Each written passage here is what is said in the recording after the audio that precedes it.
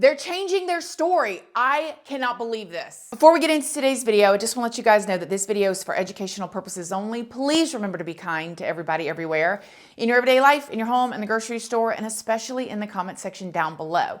Please do not show hate to anybody, anywhere.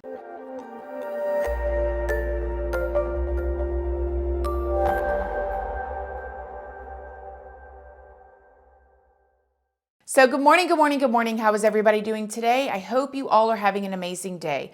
I hope you all have had a wonderful weekend. I hope everybody's feeling good, getting geared up for a new week. You guys, I have been in a tizzy all morning. I cannot believe what I am seeing when it is coming to this Nancy Guthrie case. Before we get into it though, I did want to let you guys know, if you don't already know, hi, my name is Christina. I do have a second channel, which is Casually Christina. We just do things way more casually over there. I also have a Patreon. My Patreon's for 18 and up, and over there we talk about more personal stuff. We go live over there.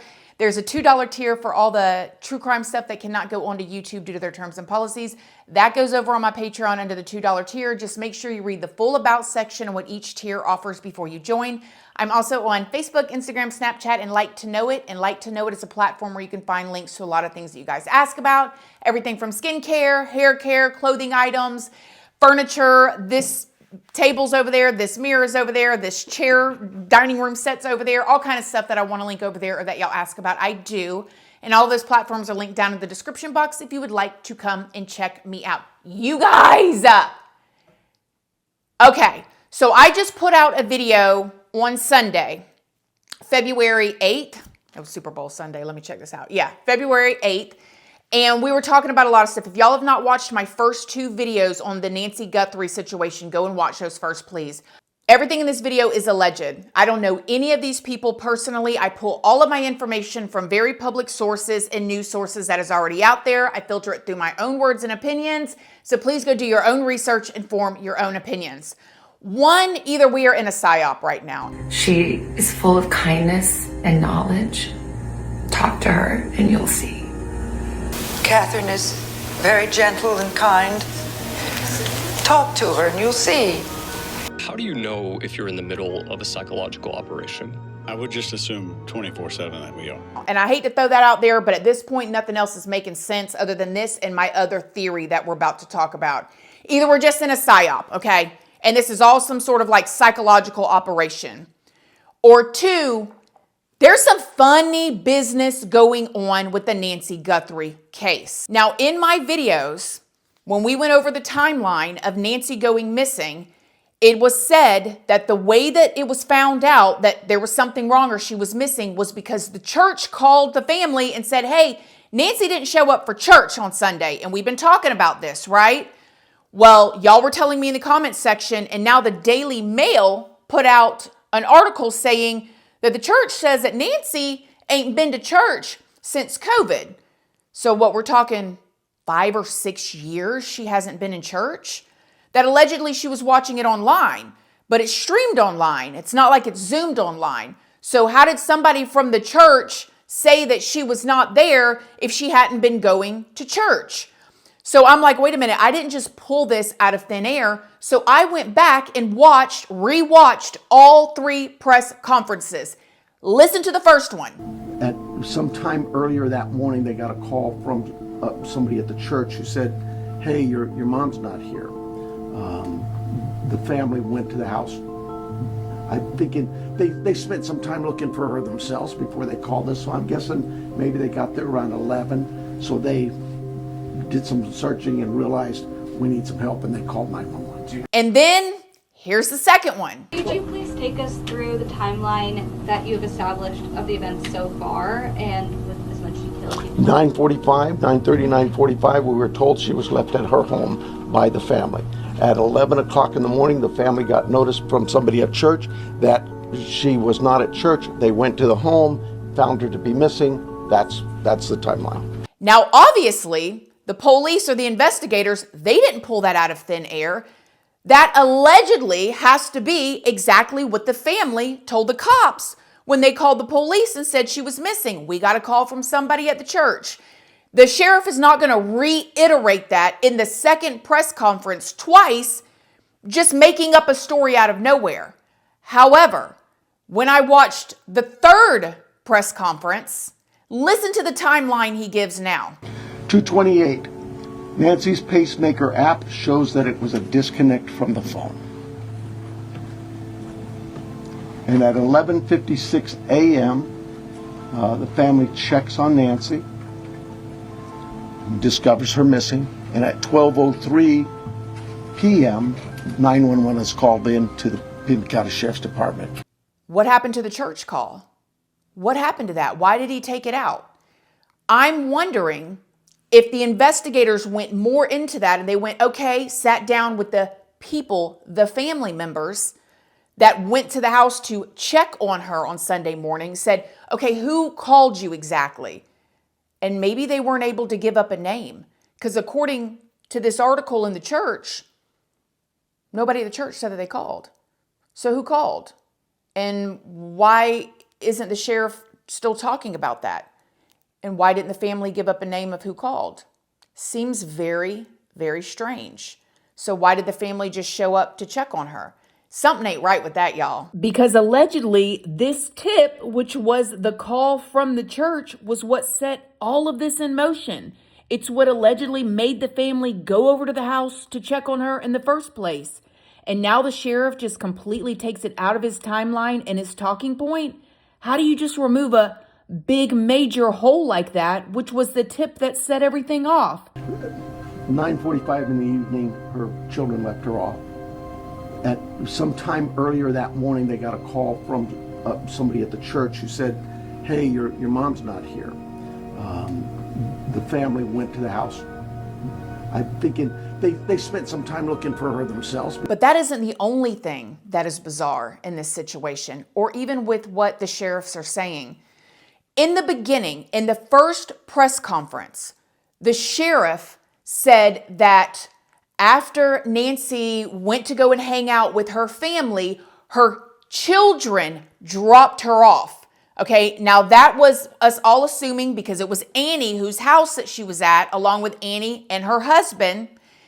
Her children dropped her off, made it sound like it was Annie and her husband, maybe, whatever, right? So that's what we were thinking this whole time. Listen to this. 9:45 in the evening, her children left her off.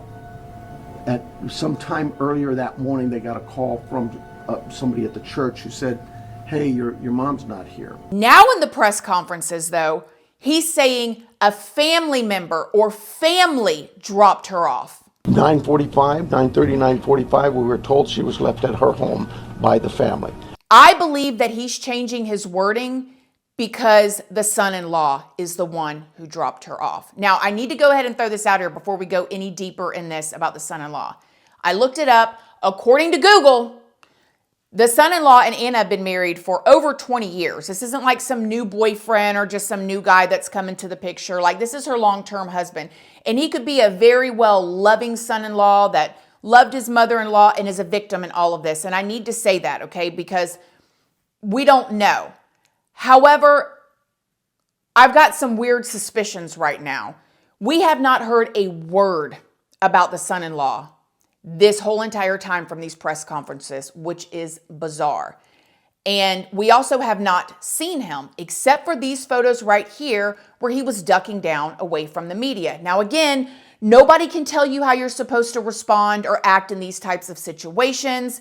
It does seem weird to me, but nevertheless, people react in different ways all the time. However, there's a question that I'm wondering why none of the reporters have asked the sheriff, unless they're all told they cannot ask about him. Because if you notice, they're not asking about him in these press conferences.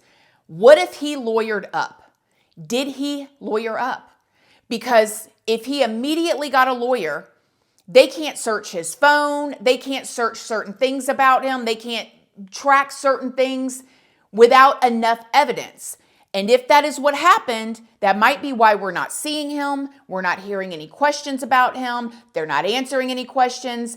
They changed the wording from the children dropped her off to now a family member just completely taking him out of everything. 9:45 in the evening, her children left her off. 9:45, 9:30, 9:45, we were told she was left at her home by the family. And we're not seeing or hearing anything about him. Like, why aren't we saying who dropped her off? That's weird.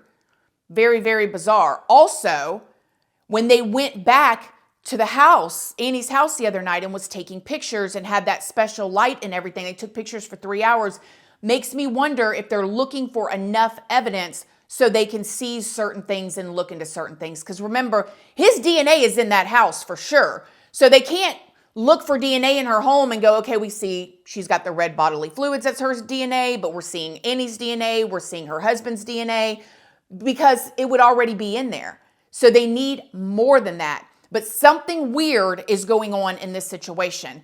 Now, just like I told y'all in my other video, there's a family member of Annie's husband that has been speaking out on X, says he's absolutely wonderful person. He's been a middle school teacher. And, you know, he may absolutely be a total victim in this and a wonderful person, but something weird is going on with that. The changing of the wording, the all of a sudden we're completely removing the phone call from the church that said she was not at church that morning, but now it's come out that she ain't been to that church since COVID. What's going on here? This is weird. What is actually going on here? And I put this in my other video, but I feel like it's worth playing again. A reporter asked the sheriff if he's been in contact with anybody that he believes is the kidnapper, and watch his response. It's almost like he immediately starts thinking of a certain person and is almost kind of, you know, just like tiptoeing around it and like, just listen to this. Craig. Kagan, Athena. Okay.